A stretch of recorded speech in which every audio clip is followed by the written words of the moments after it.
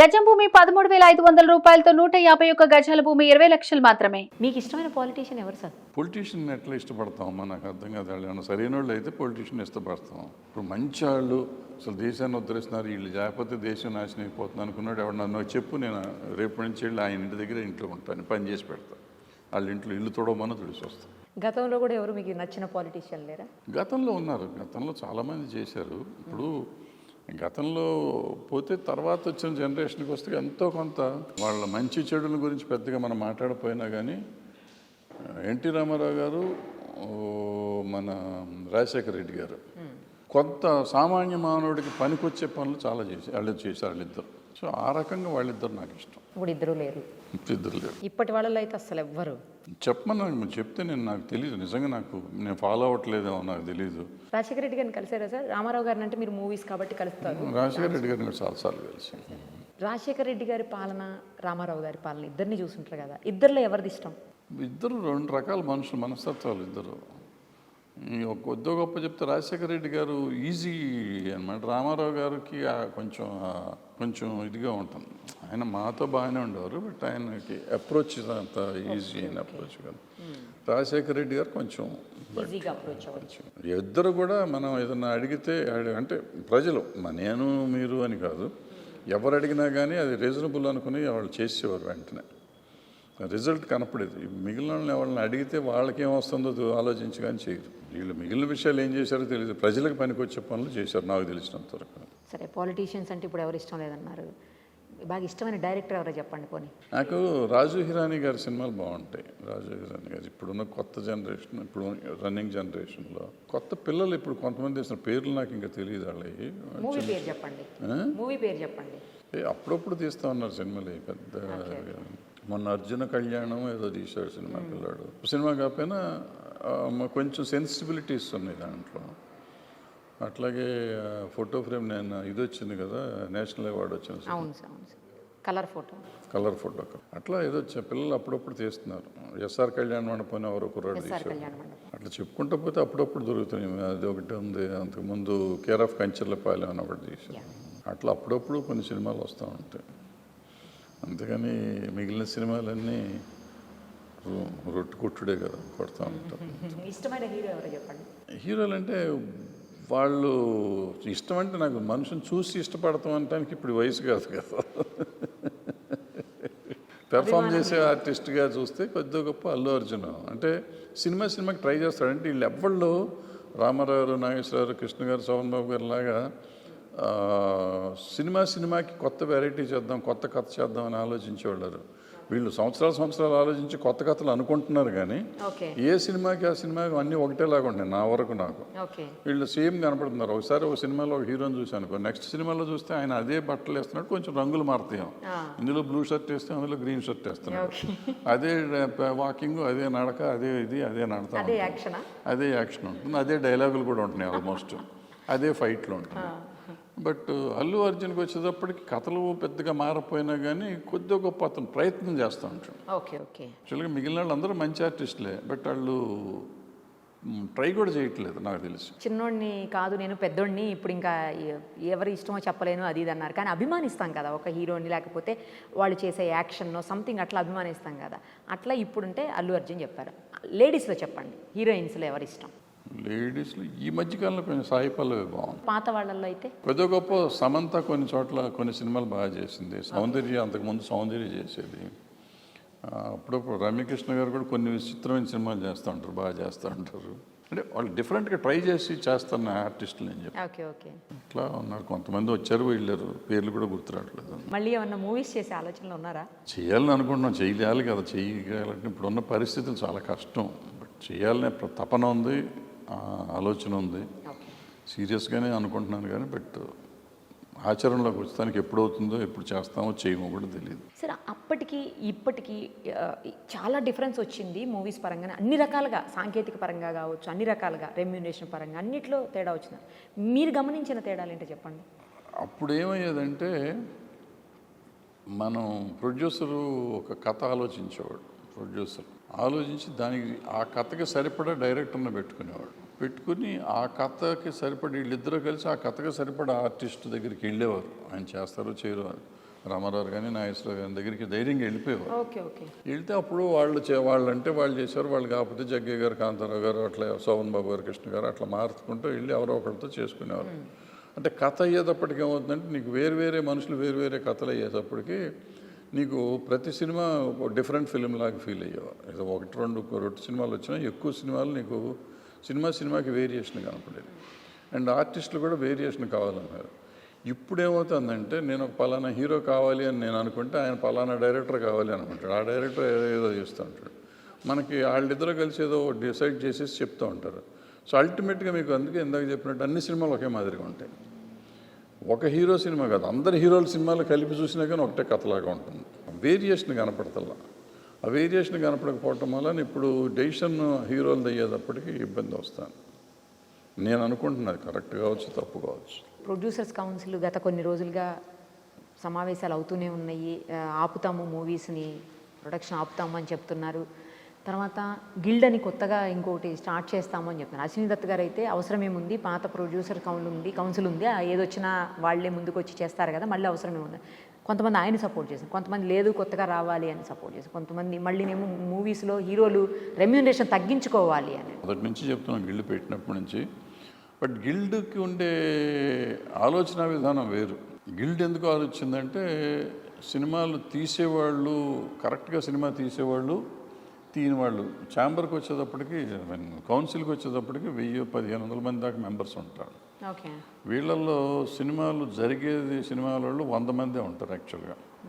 ఆ 100 మందిలో ఒక 10 సినిమాలే సంవత్సరానికి ఈ యాక్టివ్గా సినిమాలు తీసేవాళ్ళు ఉంటారు. అంటే ఆల్టర్నేటివ్ తీసుకుని అప్పట్లో 30 మంది అయ్యారు, 30 మంది 20 మంది చేశారు యాక్టివ్ ప్రొడ్యూసర్స్ గిల్డ్ అని పెట్టారు. అప్పట్లో ఏంటంటే వీళ్ళు సంవత్సరానికి ఒక సినిమా 2 సినిమాలు తీసేవారు కాబట్టి 20 మంది అయ్యారు. ఇప్పుడు పోన వాళ్ళు కూడా తగ్గిపోతాం ఉండటానికి ఒక 5-6 కంపెనీలే మొత్తం సినిమాలన్నీ తీస్తున్నాయి. మోనోపలి టైప్లో, ఒక్కొక్కసారి ఒక రకంగా మోనోపలి టైప్. బట్ మోనోపలి చేస్తే వాళ్ళు కొన్ని మంచి పనులు చేసి ఉండొచ్చు. అంటే రెమ్యునరేషన్స్ కంట్రోల్ చేయొచ్చు. ఎందుకంటే మోనోపలి చేయటం కోసం వీళ్ళు ఇష్టం వచ్చినట్టు దాన్ని అస్తవ్యస్తం చేశారు ఇండస్ట్రీ. రేట్లు పెరిగిపోయినని ఇప్పుడు ఏదైతే చెప్తున్నారో దానికి బాధ్యులు వీళ్ళే. Okay okay. వీళ్ళు పెంచుకుంటా పోయారు. ఇప్పుడు అందరూ హీరోలు ఇప్పుడు చేస్తాం 30 సినిమాలు ఆపుతాం అంటున్నారు. వాళ్ళు గిల్డోళ్ళు ఆపుతాం అంటున్నారు. గిల్డోళ్ళకి రేట్లు పెరిగినాయి అంటున్నారు. వాళ్ళ దగ్గరే ఉన్నారు ఆర్టిస్టులు అంతా, డైరెక్టర్లు అంతా వాళ్ళ దగ్గరే ఉన్నారు, ఆర్టిస్టులు అంతా వాళ్ళ దగ్గర ఉన్నారు. వాళ్ళు కదా మాట్లాడేది, వాళ్ళు కదా కంట్రోల్ చేస్తుంది ఇండస్ట్రీని. మరి ఇప్పుడు వాళ్ళు ఎందుకు స్ట్రైక్ చేస్తున్నారు? మరి మూసేస్తాం అంటున్నారు. అండ్ స్ట్రైక్ కానీ మూసేయటం కానీ కాదు, ఇది వ్యాపారం చేస్తున్నాం. నాకు ఇష్టమైతే సినిమా తీస్తా, ఇష్టం లేకపోతే ఇంట్లో కూర్చుంటా. మూసేస్తానని చెప్పాల్సిన అవసరం ఏంటి? నిన్ను వ్యాపారం చేయమని ఎవడు అడగట్లా. నువ్వు చేస్తానికి వచ్చావు, చేసుకో, ఇష్టం లేదు మానేసి వెళ్ళిపో. ఒక విషయం చెప్తాం, ఇందాక నేను చెప్పినట్టు ఏమి జరిగినా కానీ ఇది సమాజానికి వచ్చే నష్టం ఏం లేదు. సినిమాలు తీసినా ఆపేసినా సమాజానికి పనికొచ్చే సినిమా తీసేవి చాలా తక్కువ. సో వీళ్ళు సినిమాలు తీశారా, తీయలేదా, వీళ్ళు నష్టపోయారా, లాభపడ్డారా అని సామాన్య ప్రజలు తెలుసుకోవాల్సిన అవసరం లేదు. వాళ్ళకి దానివల్ల వచ్చే లాభం లేదు. సినిమా ఇండస్ట్రీలో గిల్డ్ అని, ప్రొడ్యూసర్ కౌన్సిల్ అని 2 ముక్కలైనా 3 ముక్కలైనా మన సమాజానికి వచ్చే నష్టం ఏంటి, లాభం ఏంటి? అంటే ఇండస్ట్రీకి ఏమన్నా లాభ నష్టాలు ఉంటాయి? ఎవరికి లాభం లేదు, ఎవరికి లాభం లేదు. టైంపాస్. ఇప్పుడు పొలిటికల్ పార్టీలు ఇన్ని 100 వచ్చినాయి. ఎందుకు వచ్చినాయి? ఆ దేశానికి ఒక పార్టీ 2 పార్టీలు ఉంటే సరిపోతుంది కదా. ఒక కాంగ్రెస్ బీజేపీ ఉంటే సరిపోతుంది, లేదా ఇంకో బీజేపీ ఇంకో పార్టీ ఉంటే సరిపోతుంది. ఇక్కడ 2 పార్టీలు తెలుగుదేశంను టీఆర్ఎస్ ఉంటే సరిపోతుంది కదా. మళ్ళీ బీజేపీ ఎందుకు వచ్చింది? అదే బీజేపీ ఉంటే సరిపోతుంది కదా, ఇంకోటి ఎందుకు వచ్చింది? ఇట్లా మనం స్వతంత్ర దేశంలో ఉన్నాం. సో ఎవరైనా ఏదైనా పెట్టుకోవచ్చు. పెట్టుకునేది మనం పనికి వచ్చేదానికి చేస్తున్నాం, పనికిరాని దానికి చేస్తున్నాం అనేది ఆలోచించుకోవాలి. ఎవరు కొంతమంది వ్యతిరేకిస్తున్నారు, కొంతమంది దాన్ని వ్యతిరేకిస్తుంటే ఇప్పుడు మనం చేసేదంతా స్వలాభం కోసమే కదమ్మా. ఇప్పుడు నువ్వు దేశ సేవ కోసం చేసినప్పుడు ఉంటే, అప్పుడు 10 మంది కోసం చేసేదానికుంటే అందరూ సపోర్ట్ చేస్తారు. ఇది నువ్వు నీ పర్టికులర్గా నీ కోసం చేస్తున్నావు. నువ్వు నీ కోసం చేస్తా అంటే నేను ఎందుకు రావాలి?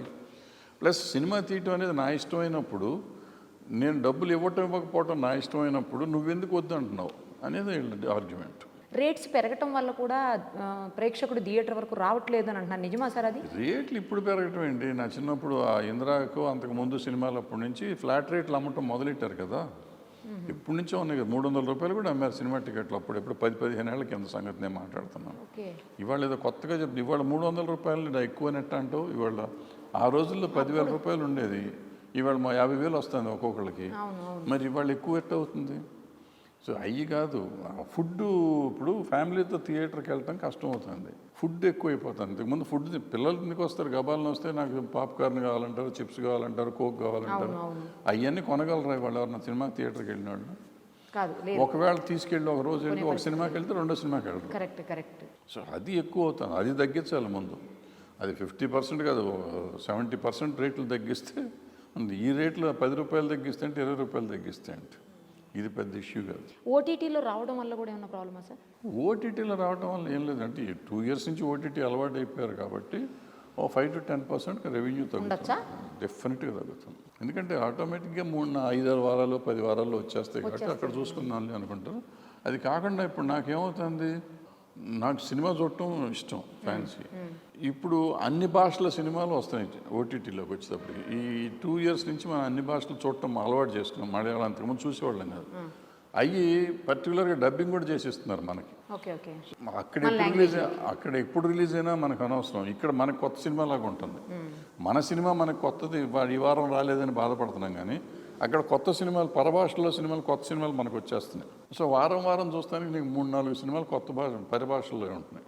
3-4 40 భాషల్లోనే కదా మనకి 40 భాషల సినిమాలు ఉంటాయి. సో 40-50 సినిమాలు వేరే ఉంటాయి కొత్తవి, మనకు తెలుగులో డబ్ చేసి ఉంటున్నాయి. సో అవి చూసుకుంటానికి ఉంటున్నాయి. అవి చూసి అయిపోయే లోపల మన తెలుగు సినిమా వచ్చేస్తుంది 6 వారాలకి, ఇది చూస్తాం, అయిపోతుంది, పెద్ద కష్టం. సో నీకు ఆ 5 to 10% తేడా ఉంటుంది. అయితే ఇప్పుడు ఎలా ఉందో అలా కొనసాగించినా పెద్దగా వచ్చి నష్టమే లేదు. నష్టం ఉంటుంది.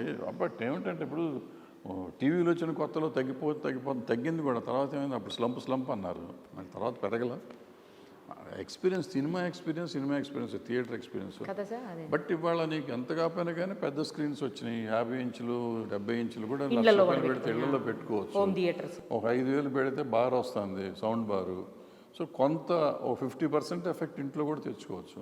ఎంత తెచ్చుకున్నా కానీ మనకు ఉండే డిస్టర్బెన్స్తో సినిమా మీద కాన్సన్ట్రేషన్గా చూడడం, సినిమా చూసిన ఫీలింగ్ అయితే రాదు. అనుకుంటాం మనం అన్నీ ఉన్నాయి మనకు వస్తుందని. ఎందుకంటే home theatre everybody cannot effort.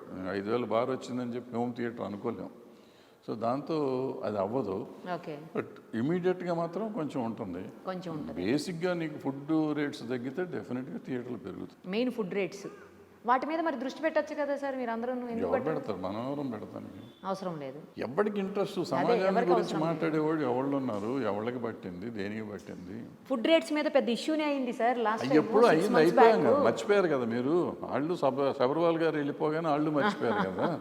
ఓ రోజు తగ్గించారు, చాలా థియేటర్స్ ని సీజ్ చేశారు ఆ టైంలో. అవును, 2 రోజులు 3 రోజులు వారం రోజుల తర్వాత ఏమైంది, మామూలు రేట్లు పెట్టి వాళ్ళు చేసే పని వాళ్ళు చేసుకుంటారు, మళ్ళీ కామన్ గా రేట్లు అట్లా పెట్టుకుంటారు. ఇప్పుడు కంట్రోల్ ఉంటుంది, వీళ్ళ లైసెన్సింగ్ అథారిటీ ఉంది, ఎందుకు ఆపేయట్లేదు? రెగ్యులర్ గా మానిటర్ చేయాలి. రెగ్యులర్ మానిటరింగ్, లైసెన్స్ పెట్టేసి అయిపోయింది. ఎట్లా సీసీటీవీలు అన్నీ ఉంటున్నాయి కదా, వాళ్ళు రేట్లు పెడుతున్నారు, అక్కడ బోర్డులు పెడుతున్నారు కదా, అబద్ధాలు ఏం లేవు దాంట్లో. బ్లాక్లో కాదు. సో మీకు తెలియకుండా ఎట్లా ఉంటుంది, దానికి మానిటరింగ్ ఎందుకు? ఇంట్లో కూర్చొని తెలుస్తుంది. నిన్న సీజ్ చేద్దాం అనుకుంది వాళ్ళు, నువ్వు 150 పెట్ట ముందు రేట్ తీసేయని చెప్పి ముందు మార్పిచ్చేసి ఉండొచ్చుగా బోర్డులు.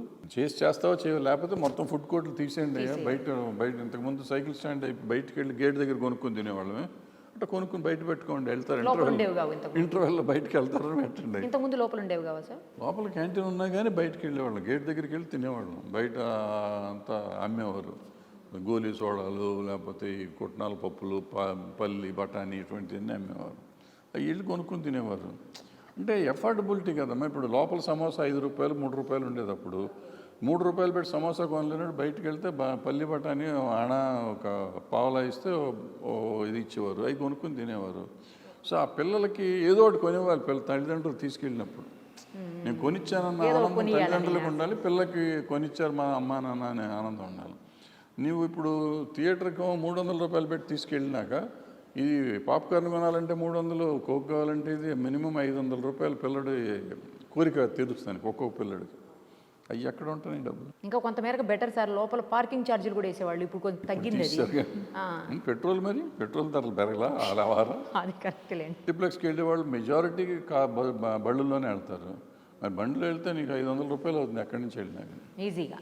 ఇంకా మళ్ళీ పార్కింగ్ ఛార్జీలు ఎక్కడ కడతారు? అదే కొంత బెటర్ అయింది సార్ పార్కింగ్ ఛార్జీలు. Thank you sir, thank you so much.